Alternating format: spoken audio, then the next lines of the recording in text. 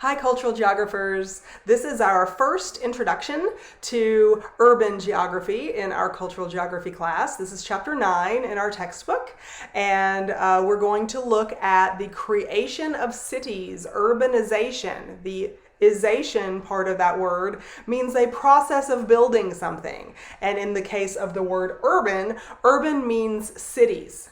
Now, cities are part of the cultural landscape, but cities are organized in very different ways from one culture to the next. In this chapter, we're going to look at the organizational structure of typical cities and the ways in which cities in Europe, for instance, or Latin America, or the United States are organized differently across the space that they expand into, and they give like a cultural marker for the nationality of the people who live there. But I'm getting a little bit ahead of myself because we need to begin at the beginning. Urbanization has not always been part of the cultural landscape. Early on in the semester, when we studied subsistence strategies and brought ourselves up to agriculture, which is a major part of the reason demographic transition has occurred in our human society, agriculture changed the cultural landscape in a lot of ways. Foraging does not require cities. You cannot be sedentary as a forager in most cases. You have to be on the move. So you do not see cities being built. With pastoralism, also moving the herd from one place to the next. Either the entire group goes with you or some people are constantly on the move. You don't see huge cities being built. And also in subsistence strategies, in non-agricultural subsistence strategies, you don't see surplus food being produced. No one is trying to go into business and make a profit and sell surplus that they have produced from the land that they own and control. When land ownership becomes important in human culture, like it becomes important with agricultural societies. If you own a piece of land, then we are talking about the particular site or the absolute location of your land, and you are probably going to want to put fences around it or make sure that it's recorded in the city records that Mr. Smith owns this plot of land, for instance, and it'll give the latitude and longitude and all of the space between the parameters of the land that Mr. Smith owns. That ownership becomes very, very important in agricultural societies, and because of that, you see sedentary people needing a central hub in order to sell their surplus, to bring their surplus to market and find people to sell it to. And so you need regular sedentary places for these kinds of activities to occur. And so when we look back in time, and these various cultural centers for urbanization that I'm going to cover with you in this first short video, when we look back in time, there are a variety of different points in history where you see these cultural centers of urbanization pop up around us. But remember, I'm not interested in the dates of when these happened. I'm interested in the why of where did these things happen.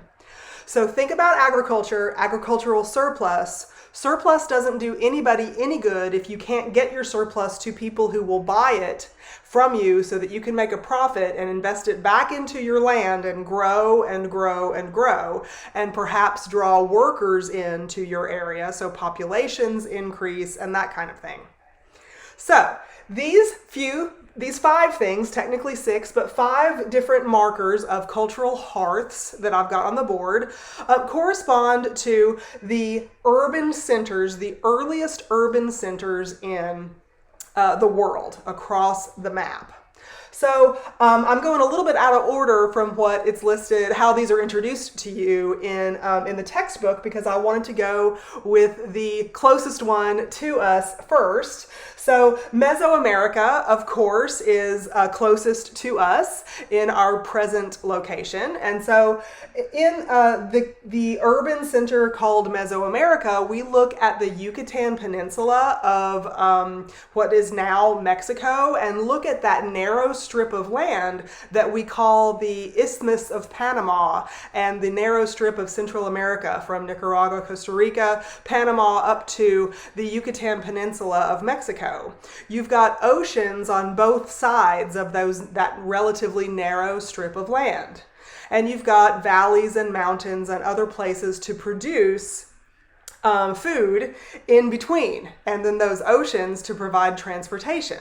However, in Mesoamerica, one interesting thing about the way that cities were built that perhaps differs from other places where there are urban hearths is that in Mesoamerica, usually cities built up around agriculture and surplus, yes, but that was a secondary reason.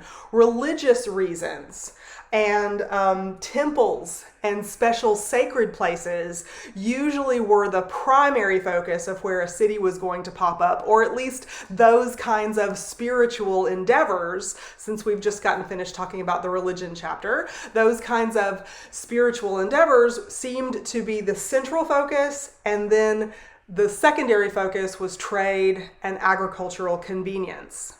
So Mesoamerica, in those locations that I just described to you, is one of the earliest urban centers where you see cities being created and grid plans for cities being devised to give birth to what we know of today as the urban society, urban planning and cities.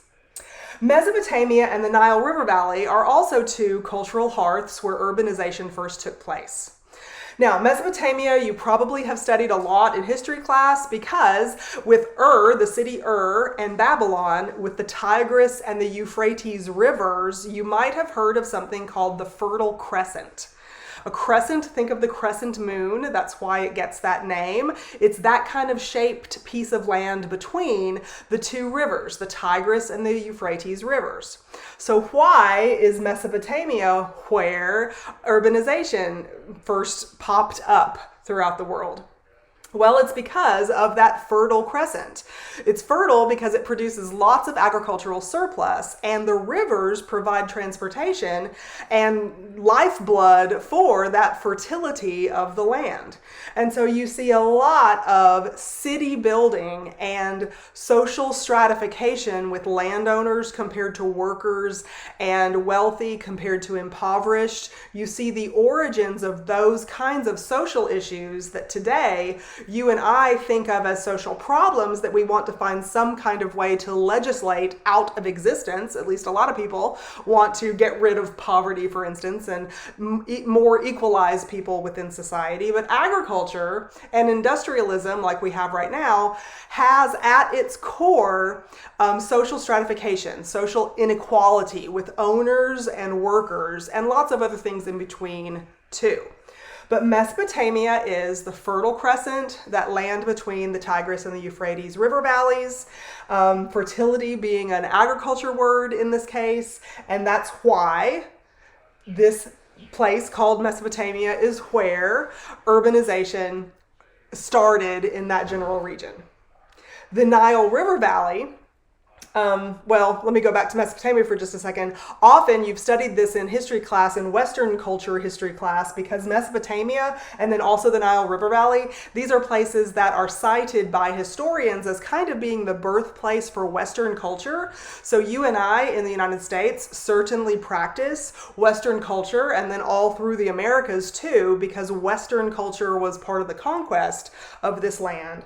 And so the birthplace of Western culture and the kind of cities and social stratification system and processes that we know as urbanization first took place in Mesopotamia and the Nile River Valley.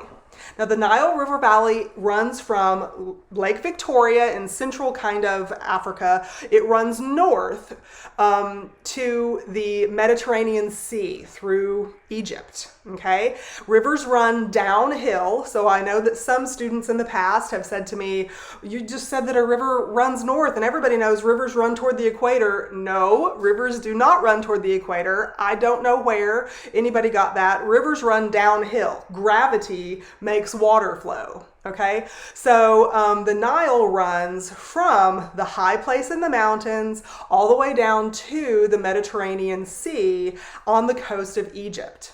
Okay, so that's from a place closer to the equator, farther north from the equator, downhill.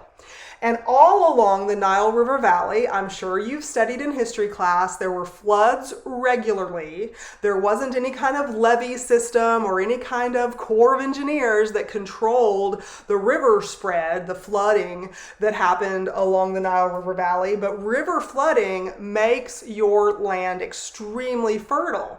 So again, why was the Nile River Valley someplace that popped up with an urban cultural hearth? Because it was such a prime location for fertile agriculture to take place. It was prime land, and agriculture was wildly successful, and therefore urbanization also took place there. People flocked to the area. If you were not coming there to acquire land and become an agriculturalist yourself, you were going to work for them or find some kind of ancillary work related to the fact that there were a ton of people in that place. And so urbanization also began here in the Nile River Valley. And so these two places are really the birthplaces of Western culture as we know it today. Ancient Greek philosophy and knowledge is something that we look to in Western society. But as far as urbanization and the birthplace of the population boom, we look to Mesopotamia and the Nile River Valley. Okay. So the Indus River Valley is in India and the Yangtze is in China. So you have two additional rivers, and yes, there's a river in this valley. These provide transportation, irrigation, fertility for the land, and lifeblood for people to live there. So it is inviting territory. You do not see cities pop up in the middle of deserts. Think of Las Vegas here. The only reason you see that city pop up in the middle of the desert is for a particular kind of industry reason, and all of the sustenance that's brought in for people in that area, all of it is artificial. It gets very little rainfall itself, it gets very little water supply in general, all of that has to be piped in. In the early days of human history, you did not have cities being built in places where water was scarce, food was scarce, the climate was harsh, etc. You had places that enabled people to easily participate in agriculture, which produced surplus, which meant land ownership became central to the inequality of people within a society. And all of the city's cultural centers, industry centers, shipping centers, educational centers, all of these different places within the urban setting evolved around typically that economic system and subsistence strategy we know of as agriculture, with the exception of religion being a primary focus, seems to be the primary focus in Mesoamerica, and then the rest was secondary to that religious existence. So we typically look at 5 cultural hearths for urbanization centers where they began in the world. However, recent archaeological studies have also shown us that Peru, which I've got over here in the Mesoamerica line, Peru, which is in South America on the Pacific side, is also a cultural center for urbanization.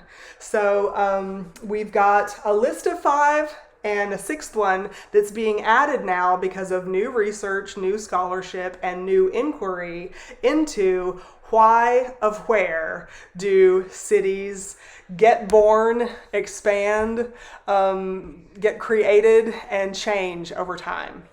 So please ask me any questions that you might have and watch for a new video very soon to continue our urban geography lesson. See you soon.